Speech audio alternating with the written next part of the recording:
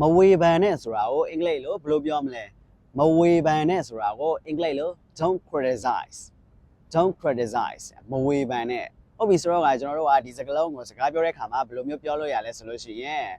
မင်းအကြောင်းအရာတစ်ခုလုံးကိုတေချာမသိရင်မင်းမဝေဖန်နဲ့အဲ့လိုမျိုးပြောချင်တယ်ဆိုရင်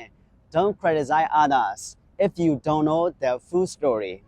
don't criticize others if you don't know the full story မင်းအကြောင်းအရာတစ်ခုလုံးကိုမသိဘူးဆိုလို့ရှိရင်မင်းမဝေဖန်နဲ့အဲ့လိုမျိုးကျွန်တော်တို့ပြောလို့ရတယ်ဟုတ်ပြီဆိုတော့ဒီဟာကိုကျွန်တော်တို့နောက်တစ်မျိုးဘယ်လိုမျိုးပြောလို့ရလဲဆိုလို့ရှိရင်ငါအကောင်းဆုံးဖြစ်အောင်ကြိုးစားနေတာငါ့ကိုလာပြီးတော့မဝေဖန်နဲ့အဲ့လိုမျိုးပြောချင်တယ်ဆိုရင် I am trying my best so don't criticize me I am trying my best so don't criticize me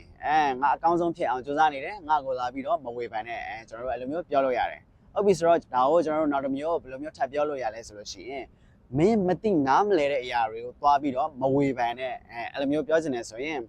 don't criticize what you don't understand don't criticize what you don't understand မင်းမသိနားမလဲတဲ့အရာတွေကိုသွားပြီးတော့မဝေဖန်နဲ့ကျွန်တော်တို့အဲ့လိုမျိုးပြောလို့ရတယ်ဟုတ်ပြီဆိုတော့ကျွန်တော်တို့ကတယောက်ယောက်ကိုမဝေဖန်နဲ့လို့ပြောချင်တယ်ဆိုလို့ရှိရင်ကျွန်တော်တို့က don't criticize ဆိုပြီးတော့ကျွန်တော်တို့ပြောလို့ရတယ်